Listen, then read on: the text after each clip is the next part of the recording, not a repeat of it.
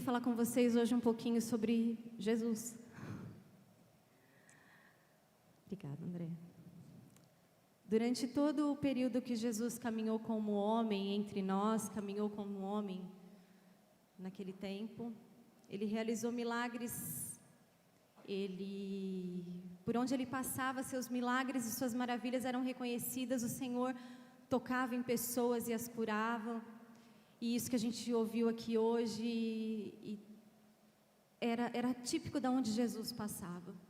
O Senhor Jesus veio sim para nos salvar, mas Ele também veio para mostrar que Deus não esqueceu do seu povo. Ele veio para mostrar que o Senhor ainda zelava, que o Senhor cuidava, que o Senhor se preocupava verdadeiramente com o seu povo. Sem dúvida nenhuma, Jesus acho que foi a maior prova de amor, né? De dedicação que a gente pode ver.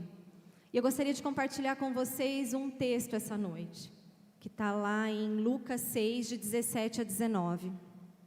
Jesus desceu com eles e parou num lugar plano.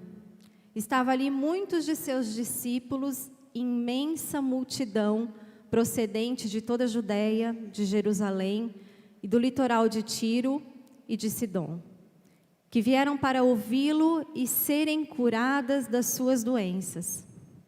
Os que eram perturbados por espíritos imundos ficavam curados, e todos procuravam tocar nele, porque dele saía poder que curava a todos. Amém? Esse texto mostra para a gente duas categorias que eu gostaria de conversar com vocês, que a gente gostaria de dividir nessa noite, de dois seguidores, categorias seguidoras de Jesus. E essas diferentes categorias que a gente vai compartilhar numa reflexão. E a primeira delas que cita no texto é a multidão.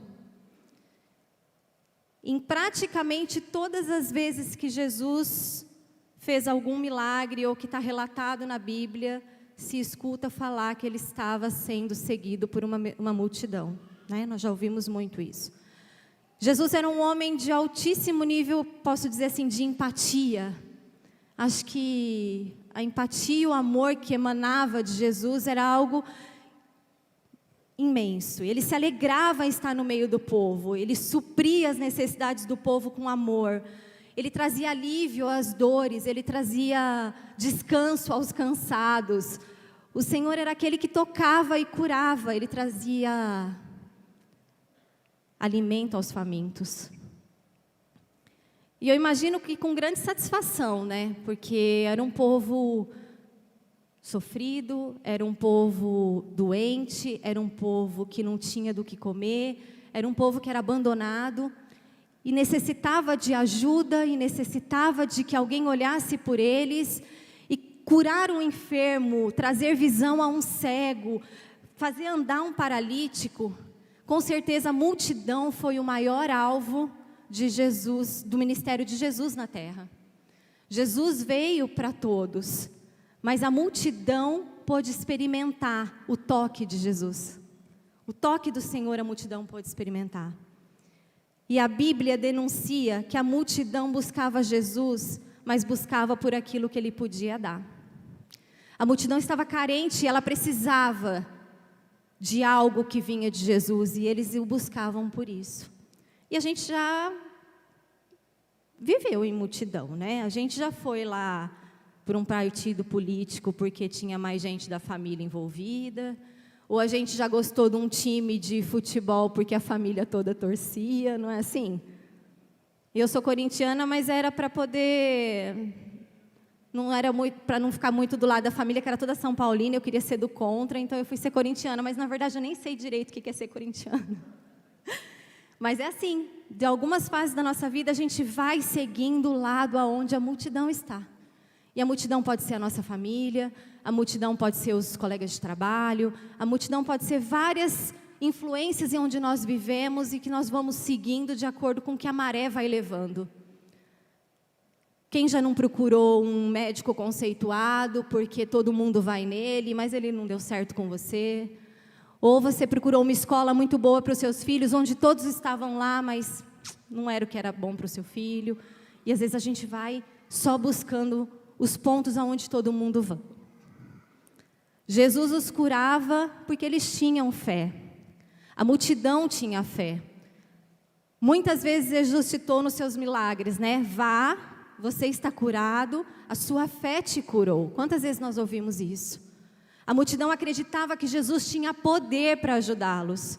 E eu creio que no nosso meio nós também somos assim. Muitas vezes nós procuramos a Jesus porque nós temos uma necessidade. Muitas vezes nós procuramos a Jesus porque nós precisamos de algo que Ele pode nos dar. E pela fé, a mesma fé da multidão, nós aceitamos Jesus como Senhor e Salvador das nossas vidas. Nós nos batizamos, nascemos de novo. Nós desejamos ansiosamente viver o poder e os milagres de Deus. E nós até frequentamos a igreja no domingo, né? Por essa fé da multidão, nós somos muito semelhantes a ela. Nós temos fé, nós acreditamos, mas ainda continuamos na multidão. E a multidão tem algumas características que vale a pena nós ressaltarmos nessa noite. E a primeira característica é, a multidão estava atrás dos milagres do Senhor. Daquilo que Jesus podia fazer por ela, a multidão condicionava Jesus às suas necessidades. E nós somos assim. Eu espero que Jesus supra todas as minhas necessidades. Eu venho aqui para o alívio da minha dor. Eu venho aqui para buscar que Ele cure as minhas feridas físicas, emocionais, psicológicas. Eu venho buscar Jesus pensando em mim. Eu busco Jesus porque eu estou carente de algo, porque alguma coisa lá fora não está suprindo as minhas necessidades e eu quero algo mais, aí eu busco Jesus. Eu venho sempre buscando as minhas necessidades. A segunda característica da multidão é que ela seguia Jesus, mas ela não estava próxima o suficiente para aprender daquilo que Ele tinha vindo nos ensinar. E assim, novamente, nós nos repetimos, né? Nós usamos algumas desculpas agora. Nós não usamos mais a multidão, nós usamos que nós não temos mais tempo, não é? Ah, não dá tempo, eu trabalho muito. Ou então eu não estou pronto. Ainda não estou pronto para viver essa etapa diferente de vida com o Senhor. Eu estou me preparando para isso, mas eu ainda não estou pronto. Aprender e estar próximo do Senhor não é uma questão de tempo, e sim uma questão de escolha. Com certeza vai nos custar algo, pode nos custar o nosso tempo, pode nos custar muita coisa, mas é algo que nós podemos escolher. E a terceira característica que eu queria compartilhar com vocês é que a multidão até obedecia algumas direções do Senhor. Sentem-se, eu vou servir para vocês, vamos para o lado de cá, vamos para o lado de lá. A multidão seguia, mas a multidão não entendia quem era e qual era a missão de Cristo. Saber o que representa Jesus é isso que nós vivemos aqui hoje, no louvor. Saber o que representa Jesus não é tocar no milagre, é viver o milagre. Saber o que representa Jesus é saber o motivo pelo qual Ele veio. Ele não veio aqui para suprir as minhas necessidades, Ele veio aqui para me salvar, amém? Ele veio aqui para me tirar do pecado, Ele veio me tirar da morte, Ele veio para me dar a vida eterna, Ele veio. Ele não veio aqui para suprir as minhas necessidades básicas de como caminhar, de como enxergar, de como comer, de como me vestir, Ele não veio. Ele faz, Ele pode fazer. Mas o objetivo do Senhor aqui é te trazer a salvação, é me trazer a salvação. Mas a multidão se satisfaz com aquilo que ela veio buscar. E não faz diferença nenhuma saber o motivo para que o Senhor está aqui. E ao lado da multidão no texto, a gente vai encontrar bem próximo, na sequência do texto, os discípulos. E é essa diferenciação que eu queria fazer com você nessa noite, entre ser multidão e ser discípulo. Em escolher ser multidão e ser discípulo. Os discípulos caminhavam mais próximos de Jesus. Eles presenciavam os milagres também. Eles sentavam para ouvir Jesus também. Mas eles também aprendiam sobre a palavra de Deus. Eles escutavam. Hoje em dia, quando alguém vai falar em público, né, a tendência é subir.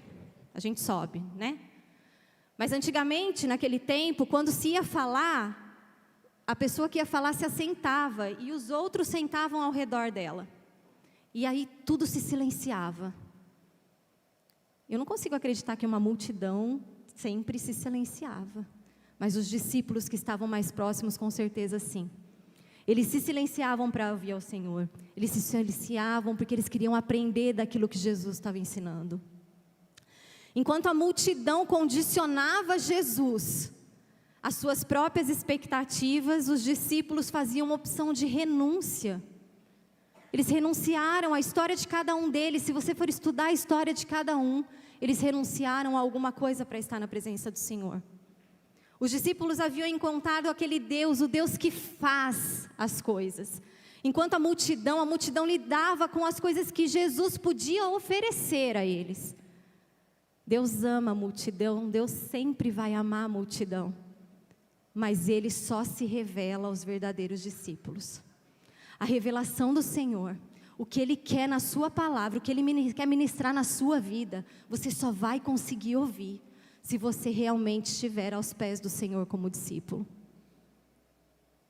A diferença entre multidão e discípulos é a intimidade que eles tinham com o Senhor.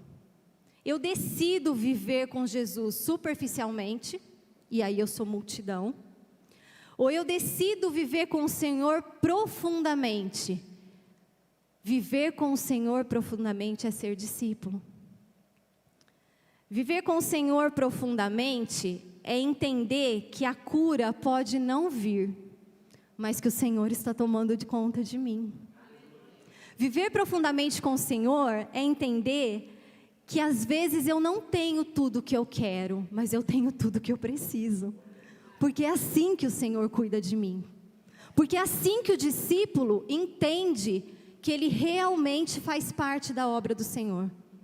É como o Will falou aqui na frente, eu ouvi um não de Deus, mas o não de Deus não me tirou da promessa de Deus. O não de Deus não me tirou da presença de Deus. O não de Deus não me tirou de tudo que Deus quer que eu faça na obra dEle. Porque eu sou discípulo. Porque eu entendo que isso vai muito além da minha vontade. Porque os meus desejos vão muito além quando estão nas mãos do Senhor. E para isso eu preciso ser apaixonado por Jesus. Faz uns 2 meses que essa palavra apaixonado tem entrado na minha cabeça de uma maneira muito forte. E nós precisamos demonstrar. Você já foi apaixonado? Quando a gente é adolescente, a gente se apaixona com uma intensidade muito grande por muitas coisas, né? A gente se apaixona pelo sapato lá, e a adolescente quase morre por essas coisas. Nós somos intensos quando nós estamos apaixonados. Essa paixão precisa fluir em nós precisamos que as pessoas vejam que esse amor frutifique em nós. Essa paixão nos dá sede de Deus, ela nos impulsiona a viver mais de Deus. Eu procuro as coisas do Senhor, porque eu sou apaixonado pela obra que Ele fez. Eu sou apaixonado porque Ele morreu na cruz pela minha vida. Eu sou apaixonada por Jesus. Essa paixão transborda através da minha vida, e as pessoas que olham para mim, conseguem enxergar em mim algo diferente. Essa paixão traz empatia à vida do outro. Eu consigo enxergar através dessa paixão que as pessoas precisam do meu toque, elas precisam do meu olhar, elas precisam da minha palavra, as pessoas precisam. Nós precisamos entender que nós somos ponte. Muitas vezes nós somos ponte entre Deus e algumas pessoas. E Ele nos usa, mas nós precisamos estar focados naquilo que o Senhor quer para nós. Me ensina que diferenças podem se completar e elas não estão aqui para competir. O meu dom, o meu talento, aquilo que eu tenho de melhor está aqui para servir você. E você tem tudo para me servir, e nós vamos juntos formando um elo, onde cada um se completa. E com o Senhor, a paixão no Senhor é isso. É essa paixão que a gente precisa transbordar, é isso que precisa sair de dentro de nós e parar de ser uma coisa que a gente só fala. A gente precisa parar de falar e mostrar exatamente o Deus que a gente segue, tudo aquilo que Ele tem feito nas nossas vidas. Isso é ser discípulo. Algumas atitudes práticas para nós deixarmos de ser multidão e sermos mais próximos de Jesus. A primeira atitude é: deseje e busque ser e agir como um discípulo de Deus. Jesus chamou discípulos e chamou apóstolos, e Ele chama hoje também. Basta você ouvir. Basta a gente abrir os nossos ouvidos e aceitar o chamado para ser um discípulo do Senhor. Isso não ficou lá no passado. Não existe aquele grupo que ficou lá e só porque eles estão registrados na Bíblia. Não, Ele chama você hoje. Ele chama você hoje para ser diferença. Ele me chama hoje para ser algo mais. Isso não acabou, isso não parou. A obra do Senhor é viva e ela precisa de nós. Nós precisamos estar perto de pessoas, perto de grupos que caminhem com o mesmo objetivo que nós. Nós precisamos acolher e desenvolver o chamado da nossa missão. Nós precisamos entender qual que é o nosso chamado. Nós precisamos nos aproximar de Jesus. Nós precisamos nos aproximar da igreja local e entender qual é o propósito que ela tem. Fazer parte desse propósito, fazer parte dessa obra. Então hoje a igreja local está focada nas cadeiras. É cadeira? Não, não é cadeira. São alvos de vidas alcançadas para Jesus. Essas cadeiras vão servir para uma extensão lá na Zona Norte, vai servir para outros grupos, células, que vão receber pessoas que precisam ouvir da palavra de Deus. Precisam ouvir que o Senhor é capaz de curar sim, que Ele cura até hoje, que Ele cura enfermos, que Ele salva e que Ele pode restaurar a vida das pessoas. Nós não estamos comprando cadeira, gente, não é cadeira. Qual que é o alvo da igreja? Qual é o alvo da igreja? São vidas alcançadas em nome de Jesus. Você não está comprando uma cadeira, você está abrigando uma vida que pode estar ouvindo através dessa cadeira a palavra do Senhor que vai salvar a vida dela. Nós temos os nossos grupos on. Como discípulo, você tem que aperfeiçoar o seu aprendizado. Os nossos grupos têm estudos fantásticos. Se você não conhece, você deveria conhecer. Nós fazemos estudos embasados na Bíblia, estudos que são edificantes para a nossa vida. E nós crescemos como discípulos do Senhor, porque não existe maneira de crescermos como discípulo se não aprendermos da palavra de Deus. Não é fácil ser discípulo, tá? Até agora. Lógico que você vai ter que renunciar a muita coisa. E eu não estou aqui para dizer que não vai te custar nada. Vai te custar sim. Mas sabe aquela sensação de que você faz algo que te completa? De que você faz algo que você nasceu para fazer? Sabe aquela satisfação que vem de depois de um dia cansativo? E você termina aquele dia e fala, nossa, que alegria. Como eu estou completa. Como eu estou cheia, porque quando a gente dá em função daquilo que Jesus pediu, nós somos completados muito mais. O Senhor nos enche muito mais. Os discípulos foram homens como eu e você. Eles também tiveram medos e incertezas. Eles também quiseram dizer não algumas vezes. Tenho certeza disso, absoluta. Eles caminhavam com Jesus, eles presenciavam dos seus milagres. Eles viveram momentos de intimidade com Jesus, mas mesmo quando Jesus foi crucificado, eles por algum tempo se sentiram perdidos, sem direção. Até que lhes vem o Espírito Santo de Deus, trazendo novamente essa intrepidez, essa ousadia e paixão por vidas. No texto em Atos dos Apóstolos, no capítulo 1, versículo de 3 a 5, diz: depois do seu sofrimento, Jesus apresentou-se a eles e deu-lhe muitas provas indiscutíveis de que estava vivo. Apareceu-lhe por período de 40 dias, falando-lhe acerca do reino de Deus. Certa ocasião, enquanto comia com eles, deu-lhes essa ordem: não saiam de Jerusalém, mas esperem pela promessa do meu Pai, da qual eu lhes darei. Pois João batizou com água, mas dentro de poucos dias vocês serão batizados com o Espírito Santo. E a segunda atitude mais importante, mantenha um relacionamento ativo com o Espírito Santo de Deus. Para ser discípulo, nós precisamos do Espírito Santo de Deus. Lembre-se que o Espírito Santo habita na vida dos discípulos de Jesus. E como que eu mantenho esse nível de intimidade e de relacionamento? Eu preciso praticar em oração. Eu preciso que a leitura da palavra passe a fazer parte da rotina da minha vida. Não dá para ler a palavra no culto de domingo, e nenhum versículo no culto de domingo. A palavra de Deus tem muito mais para falar aos nossos corações do que um versículo. A palavra de Deus tem muito mais para agir na sua vida do que você abrir no meio dela e falar, olha, é isso que Deus quer para mim hoje. Ela é o seu manual de instrução. Ali está o começo, o meio e o fim. A dependência do discernimento por parte do Espírito Santo de Deus. Nós precisamos aprender a depender do Espírito Santo de Deus. Nós precisamos ser ensináveis, aprender que a palavra edifica a nossa vida, aprender que pessoas que convivem diante da palavra de Deus podem nos ensinar muito, podem frutificar a nossa vida. Nós precisamos exercitar a nossa fé nesse Espírito Santo que tem o poder de fazer milagres através da minha e da sua vida, é a palavra do Senhor. Ele diz que Ele usaria a sua vida, que o Espírito Santo estaria com você e que Ele jamais te abandonaria. Isso é promessa de Deus para a nossa vida.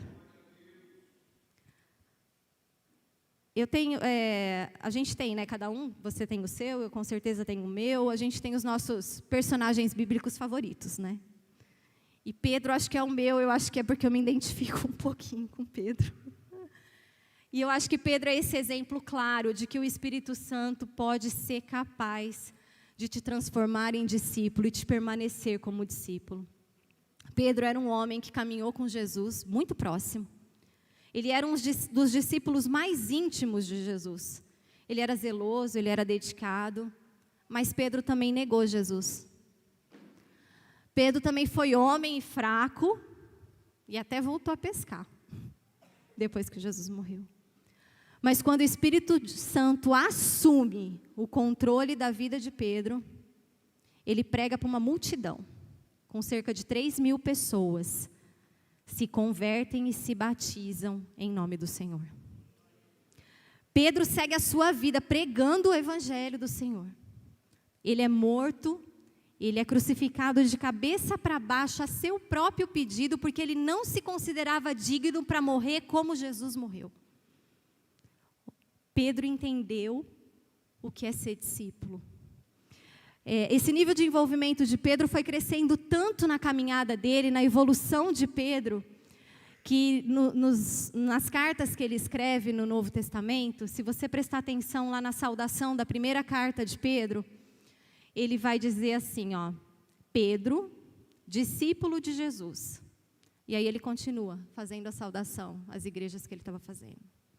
Na segunda carta, o nível de envolvimento de Pedro com a obra do Senhor já muda tanto que ele se classifica assim, ó, Simão Pedro, servo e apóstolo de Jesus Cristo. Quando nós entendemos o que é ser discípulo, o que é fazer parte da obra do Senhor, nós nos tornamos servos. Nós nos tornamos servos porque é prazeroso ser servo. Nós nos tornamos servos porque é da vontade de Deus que nós estejamos servindo aos nossos irmãos, servindo a obra do Senhor. Meus queridos, o Espírito Santo de Deus pode acender e permanecer essa paixão nos nossos corações. Só o Espírito Santo de Deus pode me tirar e te tirar da multidão e nos tornar discípulos apaixonados por Jesus e, consequentemente, apaixonados por vidas. Nós não somos capazes, sozinhos, de permanecer, porque nós somos homens, porque nós somos fracos, porque nós somos questionadores, porque nós achamos que tudo pode ser resolvido do nosso jeitinho, e por nós queremos mudar. Tem até historinhas aí que a gente escuta por aí em algumas igrejas, dizendo que o Evangelho está, como é que é? Ultrapassado. Até isso nós temos ouvido por aí. Nós somos fracos, nós somos humanos, nós temos a tendência de questionar tudo aquilo que o Senhor já escreveu e provou que é verdadeiro sobre as nossas vidas. É só o Espírito Santo que pode me fazer a minha vida e a sua vida permanecer na paixão e naquilo que o Senhor sonhou para nós. E sabe o que Ele sonhou? Ele sonhou que nós possamos ser instrumentos da obra dEle aonde quer que nós possamos ir. Nós estamos aqui muito mais do que pertencer a um culto de domingo, do que fazer parte de uma celebração. Nós precisamos ser esses discípulos vivos, testemunhos vivos dessa obra em qualquer lugar. Isso precisa começar a queimar no nosso coração, porque daqui a pouco não vai mais dar tempo. Não vai mais dar tempo, nós estamos apáticos, vivendo tudo que está acontecendo no mundo, esperando acontecer mais o quê? Precisamos nos posicionar, precisamos tomar uma posição em Cristo com o Espírito Santo de Deus. Não estou falando para você fazer nada que o Espírito Santo não te mandar. Mas você tem que se posicionar como cristão. Nós precisamos que essa boa obra chegue a mais vidas. Nós precisamos que o Evangelho chegue a mais vidas. A gente acha que isso tudo está muito longe de nós, né? Mas a minha filha mudou de escola agora, esse ano. E ela tem amiguinhos novos. E ela começou a conversar com os amiguinhos. E na salinha dela tem 5 cristãs. Acho que a sala tem uns 21 alunos. Tem 5. E essas meninas são muito cheias de fé, muito crentes de verdade. E elas ficam o recreio inteiro falando de como é a igreja delas, de o que acontece na igreja delas. E elas estão compartilhando essas informações. E esses dias a professora, elas fizeram em 5 um ato evangelístico na igreja. E entregaram uns papeizinhos escritos Jesus é o Senhor, Jesus salva. E a professora resolveu perguntar para elas, ela até estava me contando isso hoje de manhã, de que religião que eles eram. E pelo menos entre 5 e 6 crianças da sala dela, ou usam a palavra ateu, ou falam assim, ó, eu vou naquela igreja lá, mas eu não sei o nome. A minha mãe é ateia, né, que a Manu falou, né, ateia. O meu pai é ateu, mas eu acho que eu vou ser evangélica quando eu crescer. Você acha que está longe? Você acha que as pessoas não conhecem Jesus? Estão lá na Etiópia. Não, as crianças não conhecem Jesus aqui. Elas estão sem referências aqui, ó, na escola, na rua tal, aqui, ó. Elas estão sem referência, elas não conhecem a Cristo, elas não conhecem a Jesus. E essas crianças que vão nos substituir daqui a algum tempo, e se nós não fizermos nada, e se o Evangelho não chegar até o ouvido delas, é elas que vão representar o país, é elas que vão representar o mundo, e é assim que vai ser. Porque nós somos omissos, porque nós achamos que a nossa obrigação é aqui nas 4 paredes da Union. Porque eu acho que eu tenho que fazer o meu trabalho muito bem feito como discípulo do Senhor aqui dentro. E aí eu vejo crianças de 12 anos fazendo o que há muito tempo eu não faço. Entregar bilhetinhos escrito Jesus te ama.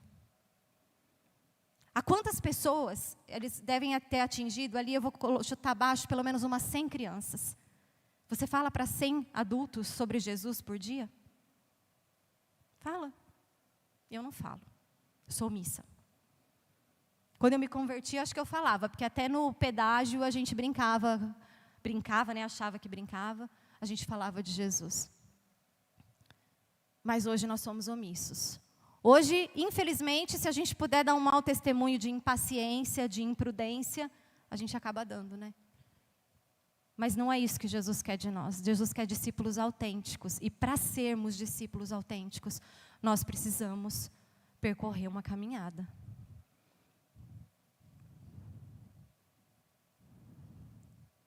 Queria chamar o louvor para vir aqui em cima.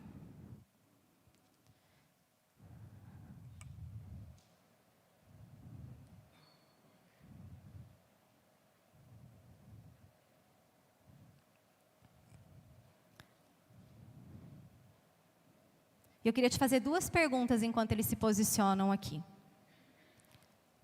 Exatamente enquanto eu falei aqui na frente, você consegue se colocar em que categoria? Qual é a sua categoria? Você é multidão? Ou você é discípulo?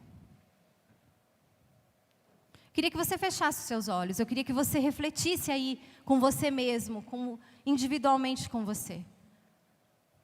O que você tem buscado no Senhor? Qual é o seu trajeto, a sua caminhada em Deus? Você tem sido multidão? Você tem vindo ao Senhor quando você precisa de algo, ou buscado do Senhor quando você precisa de algo? Ou você é discípulo? Se você conseguiu responder essa pergunta aí no seu coração, eu queria te fazer a segunda pergunta. Depois dessa noite, o que você decide ser em Jesus? Você vai continuar sendo multidão? Ou você decide, a partir de hoje, viver uma nova etapa da sua vida e ser discípulo. Você decide que a partir de hoje você vai fazer diferença onde você está, ou você prefere continuar sendo multidão? Não posso te dizer que está errado você ser multidão, porque é uma questão de escolha. Verdadeiramente é uma questão de escolha. Você pode continuar ali sentado, esperando o que Deus pode te dar, buscando o que Deus pode te dar, mas você também pode fazer parte da obra que o Senhor tem para fazer. Você pode ser instrumento do Senhor aonde quer que você vá. Você pode, acima de tudo, fazer diferença aonde quer que você esteja.